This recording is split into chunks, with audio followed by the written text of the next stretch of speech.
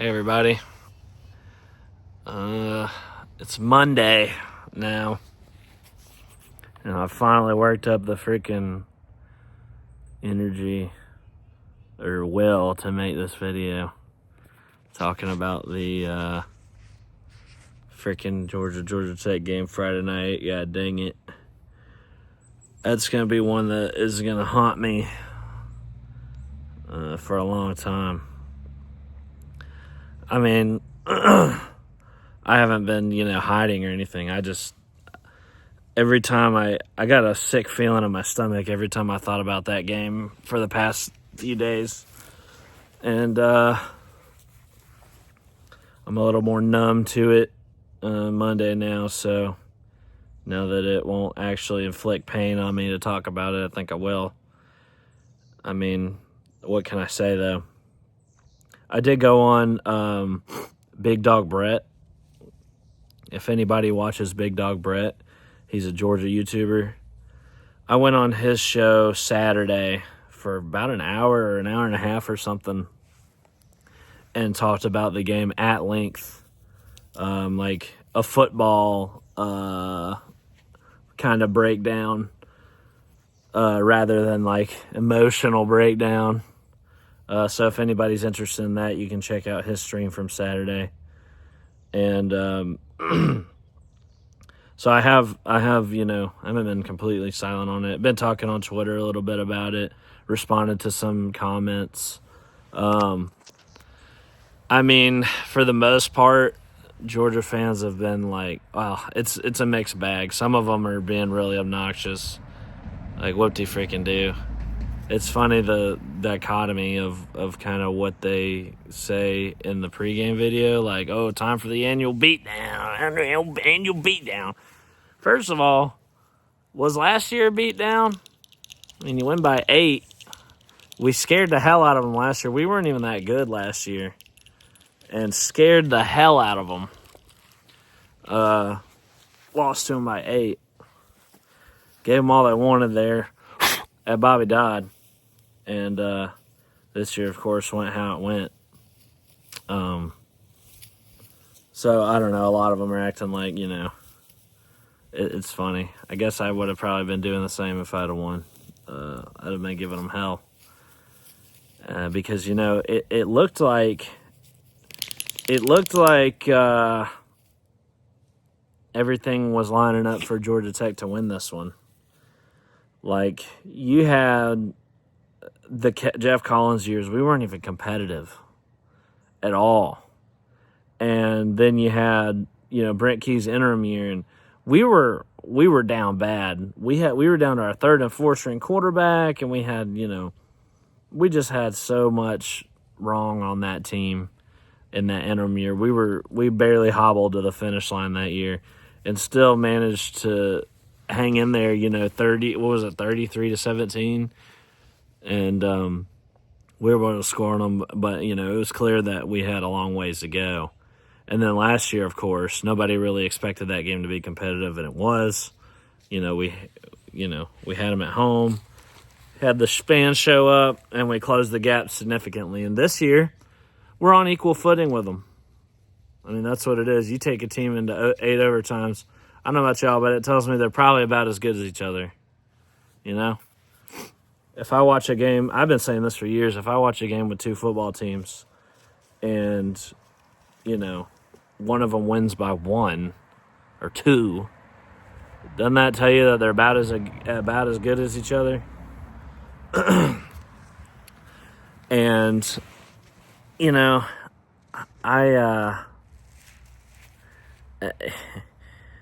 as far as, like, the teams this year, I mean, we came into this game, and obviously we're a better team than last year. We found our identity towards the end of the year, got to that big win against Miami, and so we're trending upwards, right? Our guys are playing with their freaking heart. I mean, just laying it all out on the field every game. Haynes King is beat to hell. This wasn't the first game that he put it all on the line.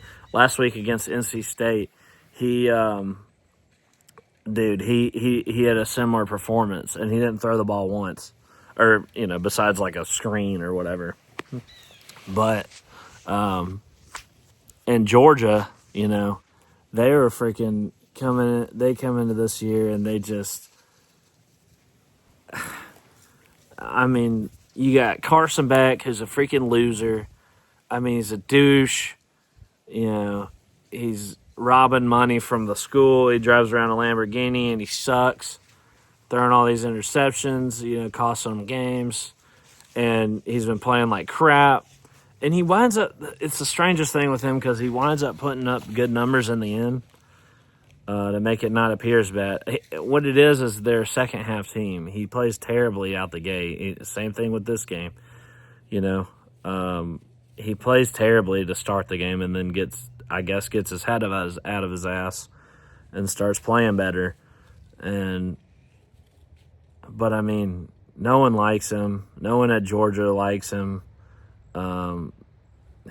He's just a douche, and you got him versus Haynes. You got the freaking Bulldogs who aren't as good this year. They've achieved everything you can achieve in college football in the past few years, and you got them, and not to mention the arrests. They're horrible people over there. They're constantly getting arrested. They're just a bad program with a bad culture. The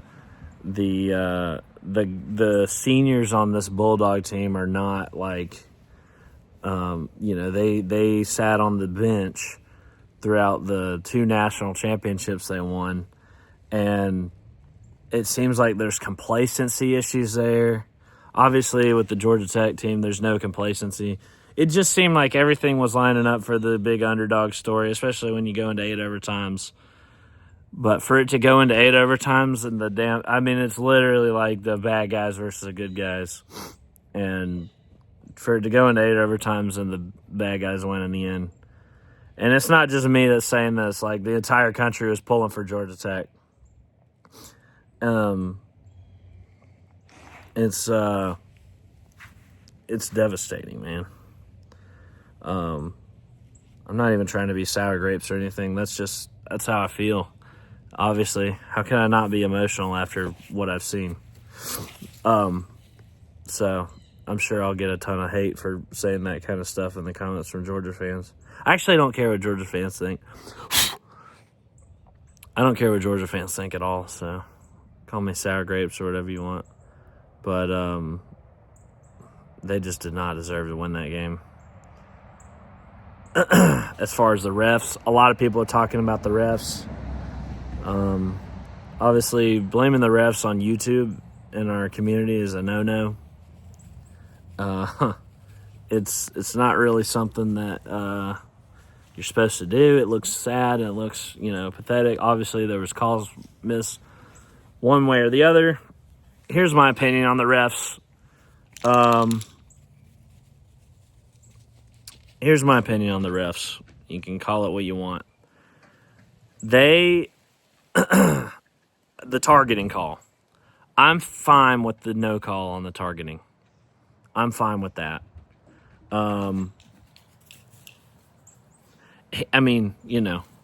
It was, people are saying, well, it was between the tackles. That really doesn't matter that it's between the tackles, but there's fringe targeting calls all the time. We had one again on Kyle Eford last week that didn't get called that I thought was going to get called.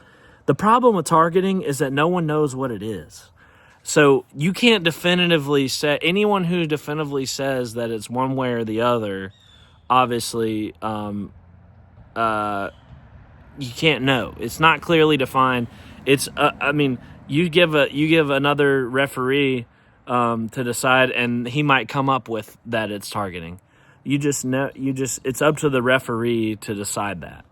So, obviously, Georgia Tech fans are going to say it's targeting, and, Georgia fans are going to say it's not. And not just Georgia Tech fans. Everyone in the country, besides Georgia fans, that was watching that game is pissed off at the refs. You go all over Twitter, that's all you see, is that we got hosed. Now, I don't think so necessarily in the targeting call. That was one of the biggest ones, but, I mean, it can get called either way. Where I think we got hosed is that PI call. I think that was just as important to the outcome of the game because we had just stopped them on 4th down. They were about to score, I think it was the tie score, and we stopped them, and we just and that was probably one of the softest PI calls I've seen. Me personally, I hate ticky-tack PI calls. That was not freaking PI call. I just it was not a freaking PI. Sorry.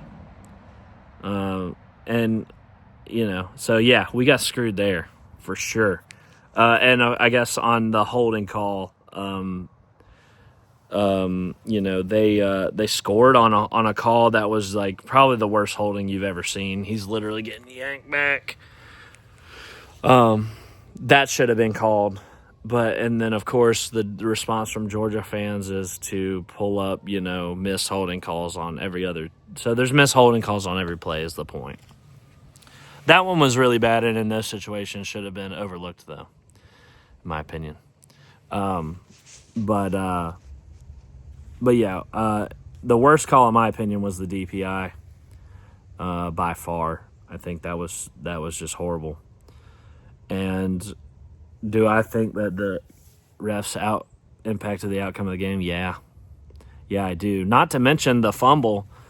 The fumble, though, when we ripped it out of the guy's hands on the goal line, yeah, we did. But I mean, I understand, not seeing that on the field. But we literally and then we didn't have a good enough angle to overturn it. So, that sucks. But I mean, it is what it is, just based on the rules of football and how the officiating works. I understand that not being called in our favor. We just didn't get luck of the draw there. But and then the DPI got Georgia back in the game. That was 2 of their freaking 3 or whatever touchdowns in the 4th quarter. Otherwise, it would have been a turnover on the goal line. They sure are lucky sons of bitches, aren't they? And that pisses me off, man. And you say, oh, well, you can't put it in the hands of the referees. You can't put it in the hands of the referees. Look, man, we're going up. We're a 7-5 team with a hurt quarterback going up against a playoff team here. Okay? It's so easy to freaking say don't leave it to the hands of the referees, but when we're a 20.5-point underdog. When you're a big underdog like that, things have to go your way to freaking pull it off. So, yes, calls by the refs can absolutely affect that. And there was several monumental calls that did not go our way. And now we got some. I will say, in the 7th overtime, we got a PI that put us on the 1.5-yard line. And we weren't able to punch it in from the 1.5-yard line. That was our chance. We had a chance to walk it off there. So, we didn't. But, I mean, that's in 7 overtimes. We don't have the depth either. We don't have the depth to freaking, last freaking 8 overtimes. Like I said, we came into this game pretty beat up. Our quarterback, Haynes King, he had to have been worn out. So it's no wonder we didn't, It's no wonder we didn't pick that up. I mean, we were done by then. We don't have the depth, so I don't know. Do I blame the refs for losing? I guess. I don't know. Obviously, we did a lot. I mean, we did a lot to shoot ourselves in the foot. Like our defense, we played the prevent defense at the end. That sickens me. It prevents you from winning. We literally beat Miami last year because they started playing that crap. So I don't know why you think that we would freaking think it's a good idea for us to do it. You see it all too many times. They go in, they want to get conservative, and then they play this prevent defense, and it never freaking works. So, that did cost us. That cost us, man. So, yeah, it's not completely, on the refs. We shot ourselves in the foot a lot, but they absolutely 100% affected the outcome of that game. As far as if it was, a conspiracy to get Georgia, like a lot of people are saying that they just don't want Georgia to lose. They're trying so hard to get them to win. I don't know. I'm not going to traffic in that because it does make you look crazy when you start saying all that stuff, but it is funny how lucky Georgia gets. It is funny. I mean, I hate them, so. I hate them. And they barely pulled that one out of their ass. It sucks. It's freaking humiliating. Well, it's not really humiliating. It's just devastating to lose a game like that. And the only thing that... So there's some people that say... I'll end on... This is kind of my conclusion. There's some people that say, okay, well... First of all, you have a great quarterback with Haynes King. He played his ass out. He played his heart out, and you guys have a good future with him. He's got another year of eligibility. Another thing people say is, you were really competitive with Georgia. Nobody had given you a chance in that game.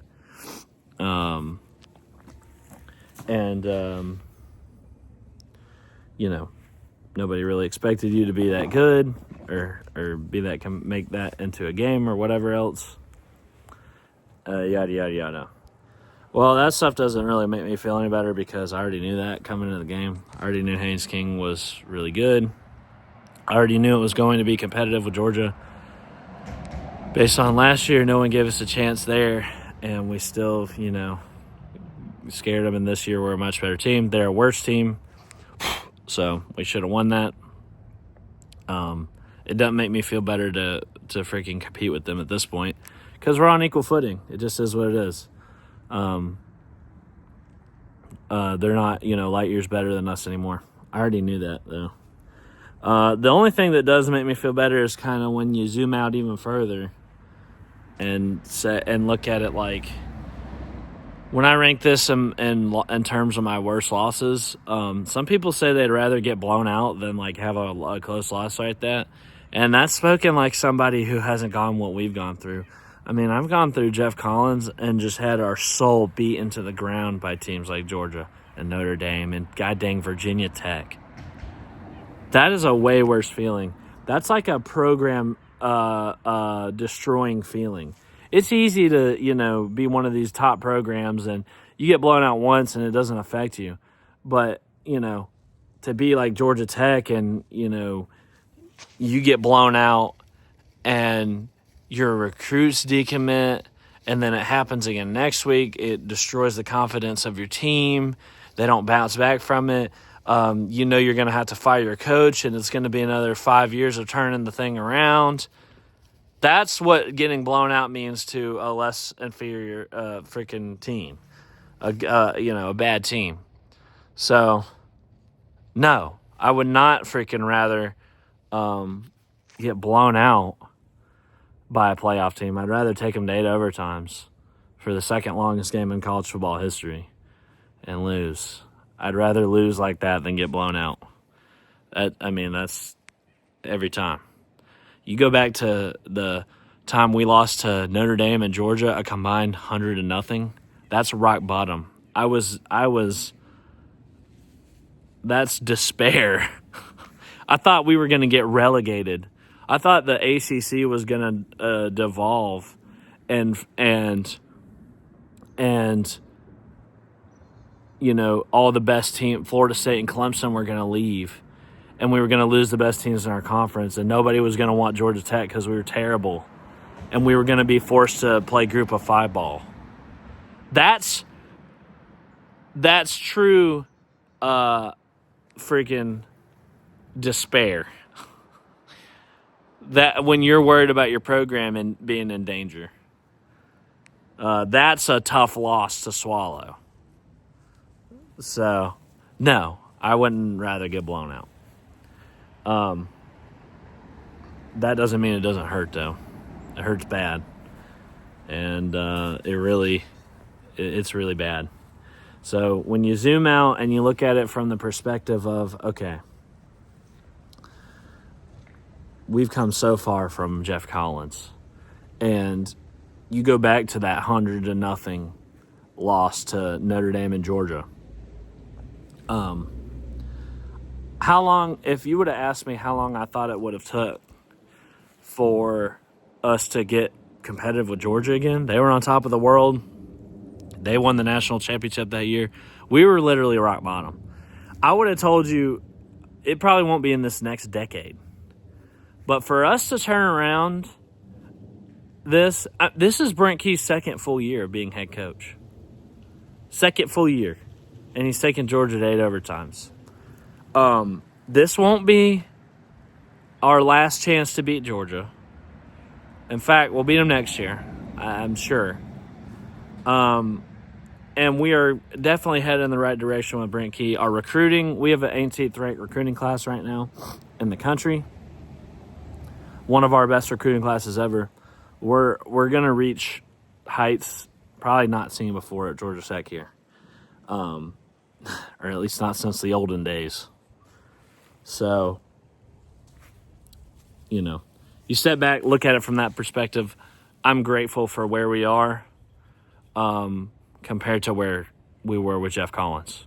Because I thought it would take a lot longer to get out of that hole. I wasn't sure if we would. I wasn't sure if we'd have the buy-in from, the athletic department and the school, the budget and everything that we need to be competitive.